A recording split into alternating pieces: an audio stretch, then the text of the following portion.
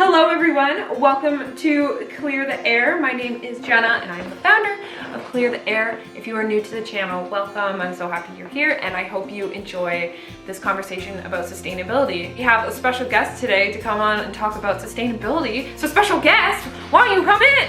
Hi everybody. Hi Clear the Air. I'm Ben. I am a student at the University of Waterloo. I study environment and business. Our focus is more on organizations and corporations and how they can incorporate sustainability into their everyday lives. Okay, so today we're going to be chit-chatting about how our perspectives about sustainability have changed over time, because it's such an important topic today that it's really interesting to look back and see how people's perspectives of sustainability have changed over time. You know, it's weird because sustainability is kind of my whole life right now. But, you know, go back 3 years ago, 4 years ago, it absolutely was not. Places you are from and the context in which you grow up play a really big role in the way you think about these big sustainability ideas, and it's important to think critically about yourself and where you come from and how you view the world in that way. Why don't we start way back in the day to childhood? Why don't we look at our first 10 years of life and what we thought about sustainability then and how the way we grew up influenced that. I grew up in Nova Scotia, and in Nova Scotia we have a lot of trees, mostly because we don't have that many people. And I remember very distinctly driving through the province and through the highways and seeing the trees, and I knew that trees provided oxygen. And so my young childhood brain thought, okay, so if the trees are gone, we're gonna suffocate. So that's why Good observation. So that's why we need to be sustainable. That's why we need to preserve these plant species. And also my parents, you know, they handled the recycling in the house and the waste management, and they would turn the lights off, so I didn't really have to worry about some of those other things, sustainability related energy. You know, I didn't really understand what energy was or what fossil fuels were when I was that young. I think a lot of young people don't, and that's certainly okay. It's a pretty complicated topic. But for me, very simplistic, taking sort of these things that I've heard from adults and about the realm of sustainability and nature. How about you, Jenna? What was sustainability like for you in your early years? To me, it meant don't litter. We knew to recycle. Composting was a new thing. I remember when we first got our compost bin, we were like, whoa, this is weird. That connection wasn't even made. I don't even think I knew what the word sustainability meant until I was probably, I don't know, like in grade 6 maybe. Didn't talk about the environment that much aside from this is water, that kind of stuff. Yeah, very surface level, not really understanding what sustainability was, just hearing these things like don't litter, recycle, and just being like, that's what I should be doing. I think that when you're a kid, you can only really use the information that you're given by adults, right? Yeah. You know?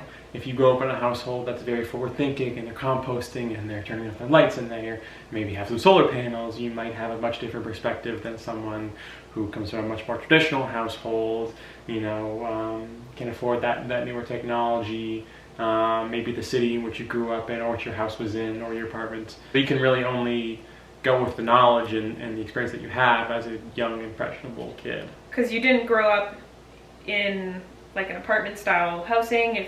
If you had grown up in something like that, how do you think that would have changed your perspective if you didn't have access to this, or if your family wasn't as interested in recycling? It's tough because, you know, when you're that young, it's hard to have those really complex opinions about sustainability and those views. So I think being in like a suburban community surrounded by nature, you kind of get that appreciation for species, a love of being outdoors, and that can often fuel a future interest in sustainability. Mm-hmm. I think it's really important. You grew up in Pickering. Are there lots of parks and did you get exposed to that kind of stuff when you were young? Yeah, there were a lot of parks. I lived down the street from a park, so almost every day after school in the warmer months I would go to the park. My mom would take me to the zoo almost every week when I was really young. Mm-hmm. I grew up in an environment that was supportive of caring about the environment and having access to the environment to build that value for it. Seems like when you're young, it's about the pieces that you're given. You not necessarily know how to put them together, but you know, you can have, some people have more sustainability focused pieces of their life, being outside, going to zoos and recycling, and some people might have less. Pre-high school, looking maybe like ages 10 to 14, I guess, when you're coming more into yourself, you're learning more things about yourself, or you have more freedom in the things you do. I feel really bad about this, but in grade 4, I was involved on the green team, but I didn't really do anything on the green team. I signed up, I went to one meeting, and then I was just like, yeah, I'm on the green team. I really did not consider the environment. I don't even think we had a unit on climate change. My goal was to become a fashion designer, nothing to do with the environment, nothing to do with what I'm doing now, so I really didn't care about the environment that much. Mm-hmm. What about you? I definitely didn't have the sustainability passion when I was, in middle school kind of age. The main sustainability thing that I remember being important in my life would have been just like waste separation. So it kind of instilled, like, there's a little bit of personal responsibility in that kind of sustainability. But, middle school is the time where you start to really learn about Earth systems and species. I remember that was the first time I had a unit on the difference between an individual and a population and a community and an ecosystem and how we define life and those kind of basic science principles, which the stuff that we learn today in our university is built upon. I did really well in science class when I was young, and it definitely benefited me having a strong root knowledge in that stuff as I was going to high school and exploring more and more. Yeah, we did have a pretty intense, almost like a competition in my elementary school where, they would have waste monitors come around every day and check your bins, and if you sorted it wrong, you would get a sticker that would be like, you did something wrong. And then the classes that had the most correct bins over so many days would get a reward. When I look back at that now, I realized that they didn't really connect those to broader issues. They were just like, waste is bad. End of story. Would have been really important to make those connections. And I know having a younger child brain, that's a lot to even consider. Like, how does that connect on a global picture? As you get older, start thinking about that more. That would have been really good to have that earlier in my life. Like, as I am getting older, I can be like, oh yeah, that makes sense. Like, that's how this applies, rather than it just being a competition. Yeah, why am I doing this? Yeah. Right? When you're young, being told to do something, you're told to do everything. You're told to go here, you're told to go there, told to go to this class, study that, blah, blah, blah. But you don't really need to question, why is waste bad? What's the issue, Now let's flash forward to high school. High school, I think, is where a lot of sustainability passions in people, at least the seed starts growing. Wouldn't necessarily say that I consider myself an environmentalist my first day that I showed up. In grade 11, when I joined my high school's environmental group, we were called the Eco-Mons, and we were responsible for making sure the dorm trash was being separated properly and promoting sustainability around campus. We did a Zero Food Waste Wednesday contest kind of thing where if you showed that you didn't have any food on your plate at the end of lunch, you get a sticker and people like that. So very micro tiny things that were very visual in your face, In terms of the broader school atmosphere and culture, was sustainability something that you felt that they cared about a lot? Was your school like, sustainability? My school was definitely not sustainability. I went to an American boarding school in Connecticut. Sustainability definitely wasn't at the forefront of the school's values. It definitely was more of a niche thing for me in high school. And so you found those kids like myself that had a passion for it. Sustainability really wasn't cool when I was a kid or in middle school or the rest of high school, but it started being something that was interesting and that you could be excited about and have an impact, really see yourself. What made you join that club in grade 11 though? I don't even know, honestly. I think I just wanted to put something on my resume, to be honest with you. That's a fair thing. I think that's not a bad way to get into it. I mean, I don't want to get into philosophical arguments about the means or whatever in the end, or the intent behind your actions. They really only got selected because they didn't have very many guys, which is kind of funny, like, to think that if I wasn't a male, I may not have been there and I may not be where I am now.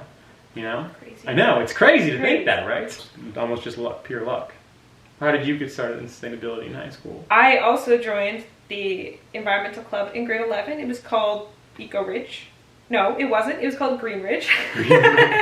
One thing about our school was that nature was pretty important in terms of the identity of our school, because when you describe what our high school was like, you're like, oh yeah, it's in the middle of a forest. You use that forest a lot in our classes. In gym class, we would go and play manhunt in the forest, or we would go on hikes through the forest and stuff like that. There's a river in there, so we would go in there. There's people fishing in the river. People take their dogs through there, so that was really important. I don't remember when I joined. I just remember signing up, and I think I just went to the meeting, and at that point I hadn't really done any clubs in school because I was so busy with dance, but I was like, you know, I'm going into university soon, like I need to start getting things on my resume. Exactly, you gotta look good, right? So I remember going to the first meeting, and I wasn't super interested in it at first. I think I was the only grade 11 at that point. Everyone else was in grade 12 and they were all friends, so I was just kind of that kid that was there.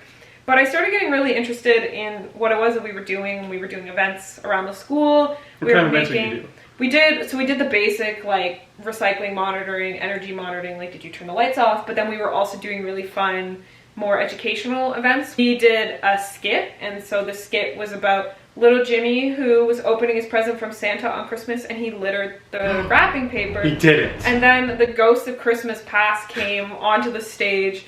And so it was just like, I was little Jimmy, of course, I wanted to be little Jimmy.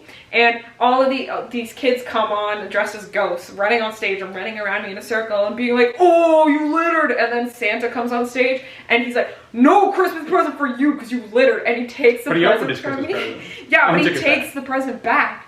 And then little Jimmy of me was crying and all the ghosts are like, and then at the end it's like, don't litter. And that was it. Wow, you can care about the environment, you can share your knowledge in an educational, fun way.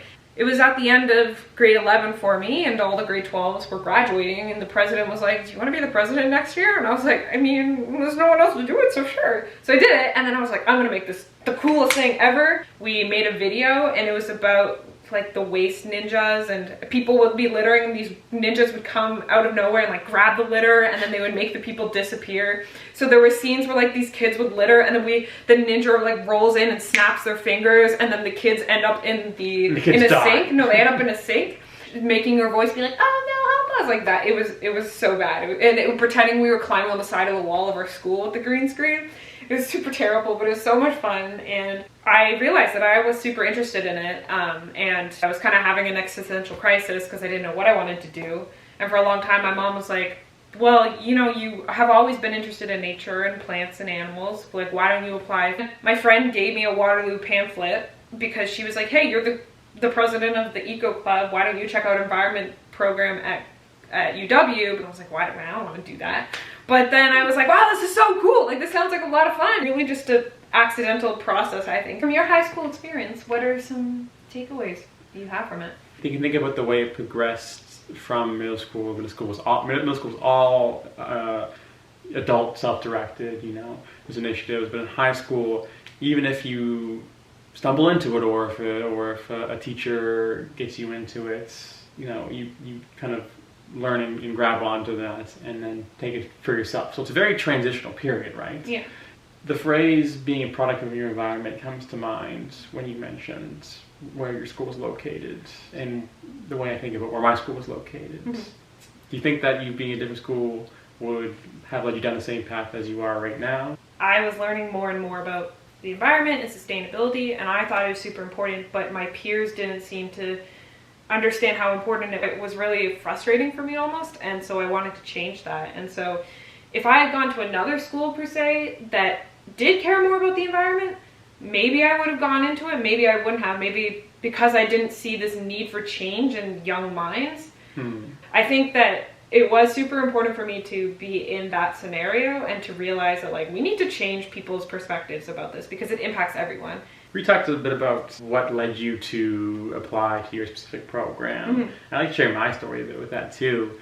I thought I was going to go into business. That was like my heart was set on it. And then in grade 12, I took AP Environmental Science. I started really learning about sustainability, and I really liked it a lot. You know, kind of discovered throughout that year, in that transition process of applying to schools. You know, I applied to a lot of schools for business, and one day my dad sent me an email. He's like, hey Ben, I found this program at Waterloo, and it sounds perfect for you. It's environment and business. It's sustainability within these organizations and corporations.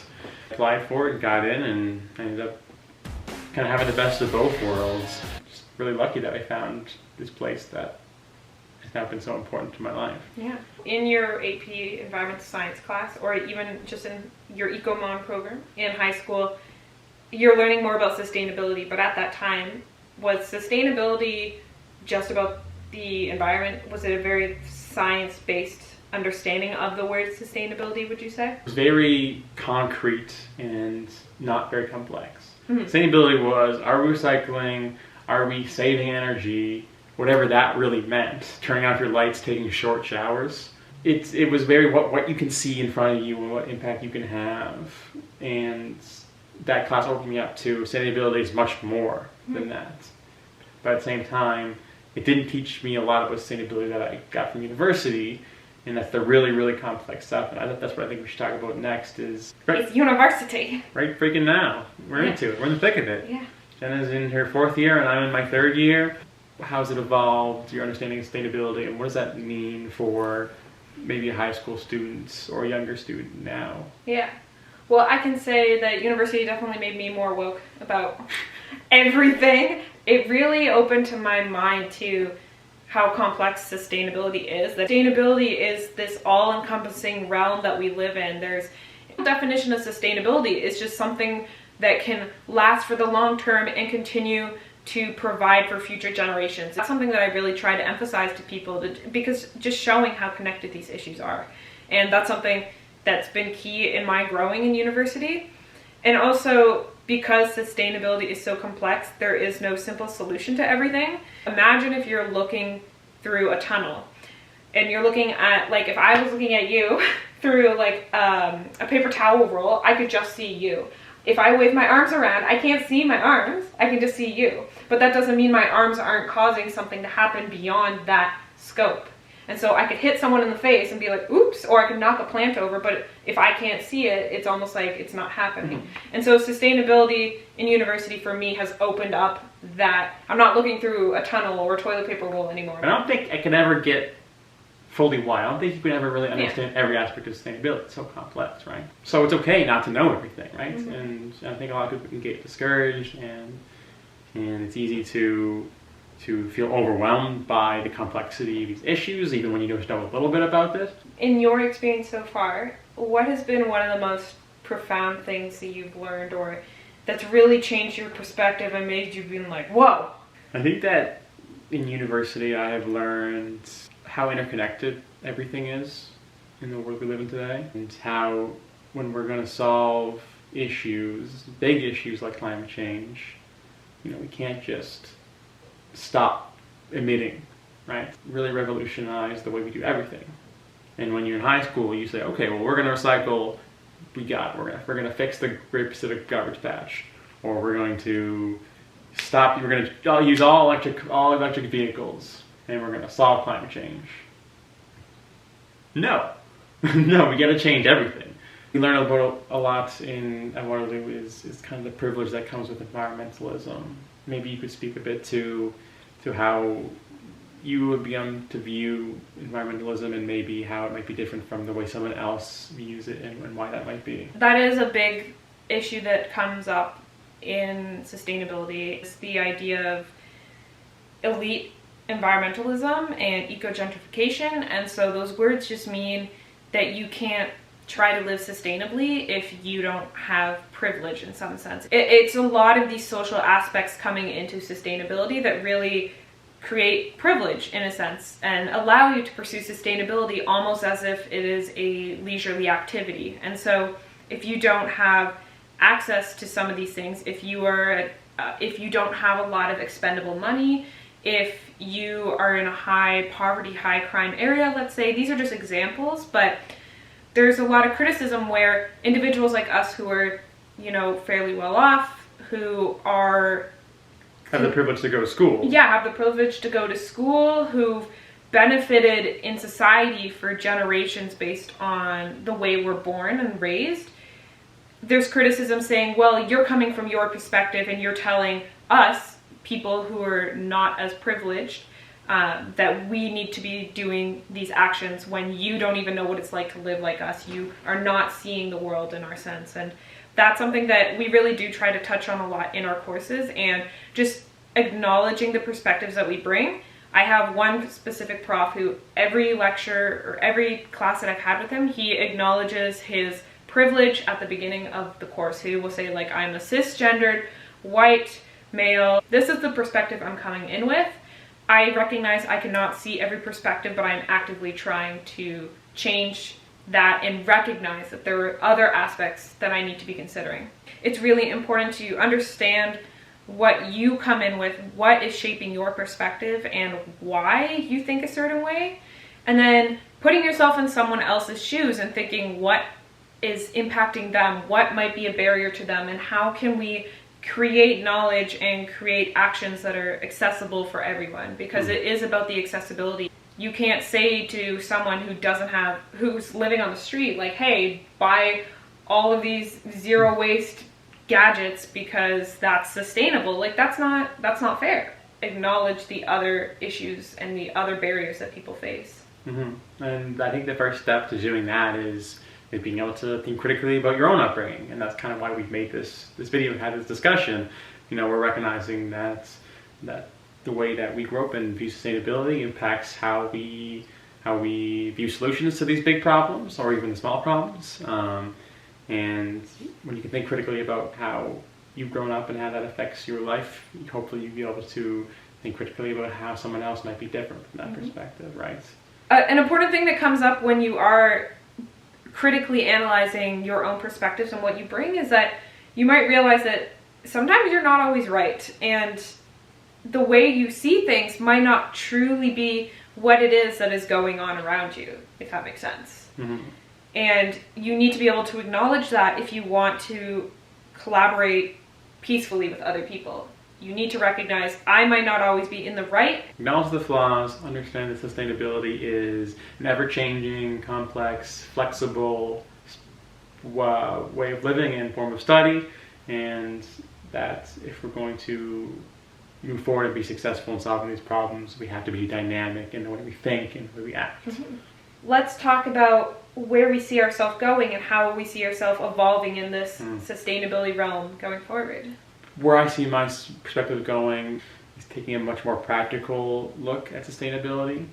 You know, in coursework is really easy to be theoretical and talk about solutions and why they work and why they might not work. But until you're on the ground and in a company and trying to implement change, or, you know, working with a government or NGO and trying to make change, you don't really know how hard or how slow or how complex things can actually be. And I think that going forward, I don't want to say I would be less ambitious, but I think I'd be more realistic. Yeah, you're getting more pieces of the puzzle as you experience them. Exactly, you're getting more pieces of the puzzle. Nice callback. Thank you, I know. Yeah, more pieces that helps you ultimately solve problems, hopefully, right? Yeah. What about you? Where do you think you're going to go? Where's clearly are going to take you? I think it's going to allow me to continuously learn and continuously grow, because you never know everything. I just want to continue being open and learning more about how others are living in the world, and I want them to feel empowered. I want them to have the ability to self-determine and to have sovereignty. I don't want to come in like the heroine. I want them to feel empowered. And so that is a really tricky thing that exists in the realm of environmentalism right now, where people come in being like the savior, but that's not what I'm trying to do. And so I just want to keep learning about myself, other perspectives, and the best ways to collaborate respectfully. That is pretty much it for the way that our sustainability perspectives have evolved. And we just really wanted to show younger individuals this, to say that you don't need to know necessarily where you want to go in the future. Very clearly for us, we didn't know. It was almost accidental in a sense. And, you know, just keep learning and find things that you're passionate about. You think who you are now is who you're going to be forever? Guaranteed? No. So be flexible, be open-minded, and keep fighting the power or whatever. I hope you enjoyed this video. If you did, give me a thumbs up. Yeah, give you ones a thumbs up too. And make sure to comment and subscribe so you can get more exciting sustainability videos and content in the future. Thank you so much, and until next time, bye. Bye. Hello, everyone. Welcome to. He's laughing at me. Alright, guys, look at my channel. Flash forward to high school. Yeah, I don't What are you gonna think? I'm not embarrassed of you. I should ask. Yeah, so when you have. Why? Why?